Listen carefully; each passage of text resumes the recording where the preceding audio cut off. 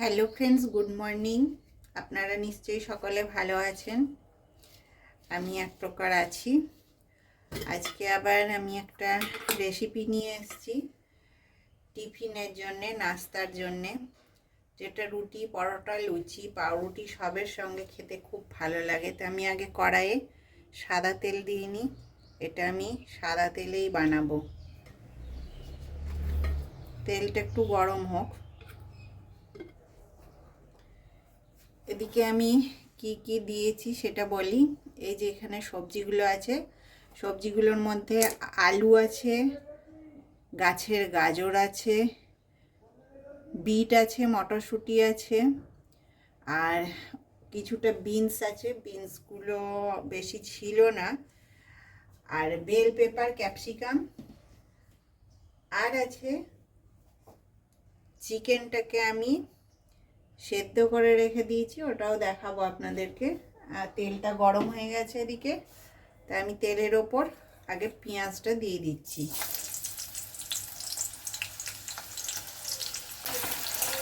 কিন্তু এটা সব কিছুর সঙ্গেই খেতে খুব ভালো লাগে।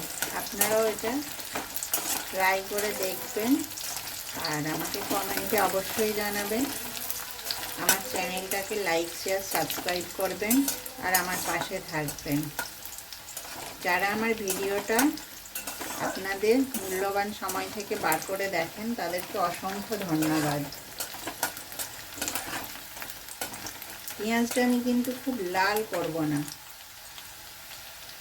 পেঁয়াজটা ভাজা হয়ে গেছে, এখন আমি সব তরকারিগুলো দিয়ে দেব।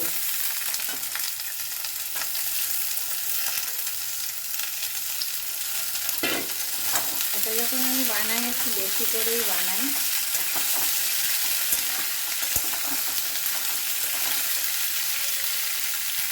এখন আমি এর মধ্যে পরিমাণ মতন নুন দিয়ে দেবো, তাহলে সবজিটা একটুখানি হালকা লাগবে। অনেকক্ষণ নাড়াচাড়া করেছি। এবারে এতটা আমি আদা রসুন বাটা দিয়ে দিলাম। আদা রসুন বাটা দেওয়ার পরে টমেটো কুচিটা দিয়ে দিলাম। একটা মিডিয়াম সাইজের টমেটো কুচি করে দিয়ে দিয়েছি। হলুদ দিয়ে দেবো। তারপরে আবার একটু নাড়াচাড়া করবো। আমরা তো একটু ঝাল খাই, আপনারা যদি এখানে বেশি ঝাল না দিতে চান না দেবেন। আমি কিন্তু একটু লঙ্কা পেস্ট দিয়ে দিলাম, মানে গ্রিন লঙ্কা, সবুজ লঙ্কা, কাঁচা লঙ্কার পেস্ট দিয়ে দিলাম। চিকেনের স্টকটা আছে, ওই স্টকটা একটু দেবো।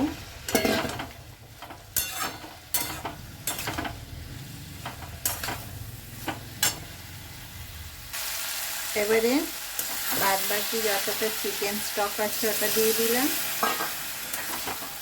আর অল্প একটু সেদ্ধ হওয়ার জন্য জল লাগবে, সেটাও দিয়ে দিলাম। এগুলো একটু সেদ্ধ হতে দেবো আমি। তো এখন আমি ঢাকাটা দিয়ে রাখবো। এই সময় আমি এই যে শ্রেডেড চিকেনটা দিয়ে দিলাম,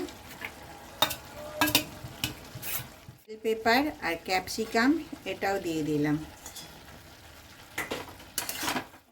এই রান্নাটা একেবারে পুষ্টিতে ভরপুর।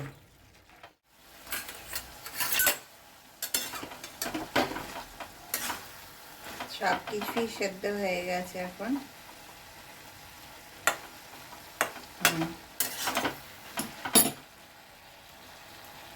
সবজিটা আমি নামিয়ে রেখে দিয়েছি, তারপর কড়াইটা পরিষ্কার করে ধুয়ে নিয়েছি। এখন আমি এখানে অল্প পরিমাণে মাখন দেব। তারপরে আমি পাও ভাজি মশলাটা দেব। পাও ভাজি মশলাটা একটু নেড়ে নেব। এবারে আমি এই সবজিটা এতে ঢেলে দেব।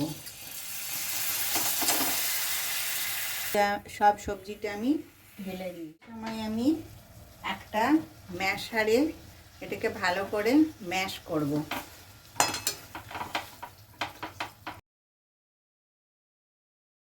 সবটা সুন্দর করে ম্যাশ করে নিয়েছি। আর এর মধ্যে আরও যতটা পাওভাজির মশলা আছে সবটাই আমি দিয়ে দিলাম। মানে এই ছোট প্যাকেটগুলোর একটা মশলা আমি দিয়ে দিয়েছি।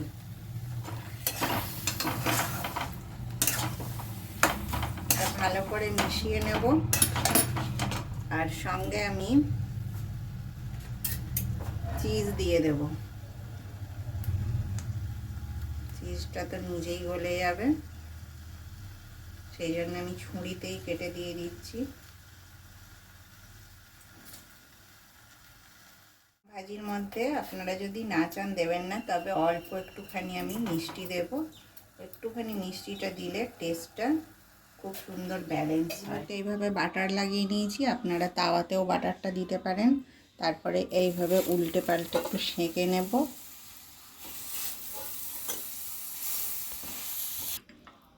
এবারে এই পাও ভাজির যে তরকারিটা বানিয়েছি এটা আমি এইভাবে দিয়ে দিলাম, আর ওপর থেকে আরেকটা ঢেকে দিলাম। তারপরে এইভাবে খেতে হবে। আর আরেকটাও আমি দেখাচ্ছি। চিটা এইভাবে দিয়ে তারপরে এখান থেকে ছিঁড়ে কেটে কেটে খেতে হবে। আপনাদের কেমন লাগলো অবশ্যই আমাকে জানাবেন। তাহলে আজ এই পর্যন্ত, নেক্সট ভিডিওতে আবার দেখা হবে। নমস্কার।